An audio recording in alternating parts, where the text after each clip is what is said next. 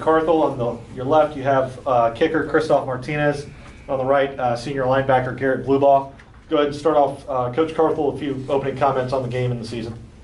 Well, yeah, I just thought it was a great football game here, second round of the playoffs, two really talented teams, Lone Star Conference, and it was a pitcher's duel there for the first quarter or so, and then things started heating up there a little bit in the second half, but it was two really talented ball clubs, well-coached teams, and they controlled the game most of the night or the afternoon, but I was really proud of our guys. They kept fighting, kept clawing away, kept kicking monster field goals, one after another, kept us in the football game, and then made some plays there at the end and had a chance to win the ball game. We're throwing the ball in the end zone, 35-34. That's the way we had it scripted in. It just they didn't go with our script. They made a nice play there and caused a turnover and won the game. So that's the way it goes. There's a winner and there's a loser, and it stinks to be on the losing end of things, but really proud of our program and our team and what they've accomplished this year. We took everybody's best shot each and every week as the reigning national champions, and seniors did a great job. They're graduating as the all-time winningest senior class in school history, and that's the third straight year we've sent a senior class out like that. So a lot to hang our hat on and be proud of, but still disappointed with the loss today. Before we take questions, the statistical notes from the game: Garrett Bluebaugh ties the A&M Commerce single-game tackle record with 21 in this game. That record stood since 1999. And Christoph has 5 field goals, sets the new school record for a single game, as the LSC all-time leading scorer with 449 points and 75 career field goals. Questions from anyone? Christoph, all I can say is, wow, what is going through your mind right now, just hearing what was just said? I mean, through my mind right now, it's going, we had a tough loss, We would have wished to get another chance, don't lose the ball right there in the play. But we did all we could, as Coach Carthel said. We came up as defending national champions, and every week in and out, we were getting the best out of everyone. To me, as a senior, it was my last game, getting those 5 field goals in one game and 50-plus yard field goals and breaking the record, it means a lot.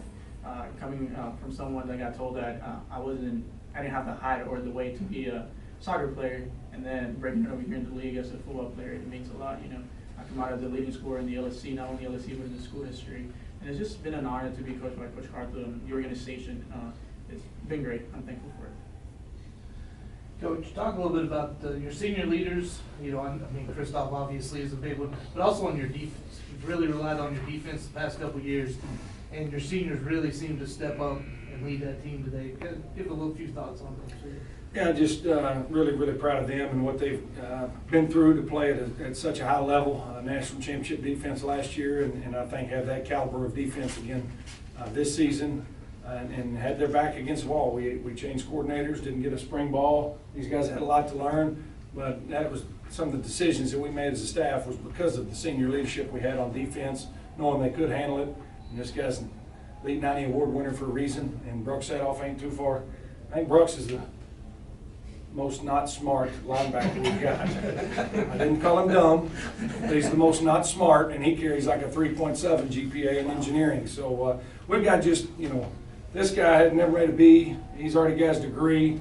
Unbelievable story with his life and what he's overcome and accomplished to be the all-time leading scorer. And then, this guy's graduating early to go to med school. Would we ever want to do that and save lives and make all the money he's going to? But these guys are just successful people, and that's what, silver lining in a night like this is I'm excited to look up 20 years from now and see where Christoph Martinez is, see what records he's breaking as a husband and a father, and him as a doctor, and Brooks Sadoff, and Chris Smith, and Deontay Haywood. I can't name them all. I've got a horrible memory, but had some tremendous senior leadership, and really proud of those guys.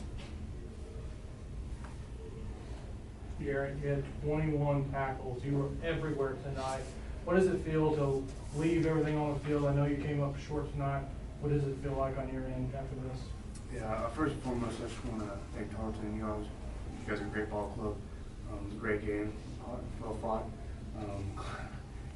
It would have been a lot better if the score was different, but I'm very blessed to say that my last game was probably one of my best games. And I'm very thankful for this opportunity that Coach Carthel's given me and this team has given me. This is for both Christoph and Gary. Talk about that heart of a champion. Really showed fourth quarter comeback, just almost so close. That heart that you guys had all season long when it looked like, I've followed you a few mini games, and it looked like many times that it might go, but you guys always seem to pull it out. Kind of give a little talk about that heart you guys have as a team there. Yeah, so, I mean, it starts with practice, like, every day. Like, we just believe at practice, it starts there. We just believe in each other. The biggest thing, I think, is we love. Every day we break out, or we try to break it out on love, and we just keep fighting play for one another. And that's what we always believe that we're going to win, no matter what, and we're going to fight until the very last second. Yeah, as Blue Ball said, it takes starting since the practice. Starting since day one, it doesn't just come out in the fourth quarter. That's what we're doing. It was tough, but we fought through. We fought through the previous games. Starting from last year, we went all the way to the national championship run. And as a leader, you gotta step up and tell your team, we got this. We can control our situation. The only thing we can control is ourselves. We can control the scoreboard. We can control how they play. We can control ourselves. And a lot of the teammates understood that, so that's why we were able to make that run. In the fourth quarter, we came up just short, but we were able to come together as a team. As finally as a team, as Coach Carlos said, we got a new defensive coordinator, and a lot of change happened. And at first it was a struggle for us, but now we came together, and hopefully next season it's a lot better for us. Anyone else? Okay. Coach, I followed you all last year, even multiple trips. Tell me your name again. It's Joe Price. Okay, yeah, Joe Price. J-O-E. J-O-E, gotcha. Coming from last season, I know you had a lot of succession you had to do coming into this year, and I knew there was a lot of skeptics and unsureties coming in here. Just tell me how you feel now after your title run coming to this season and still getting to the playoffs after a very difficult schedule. Everyone was out to get you. There's no lie to that. How does it feel? Did it exceed expectations coming into this year? How proud are you of this team?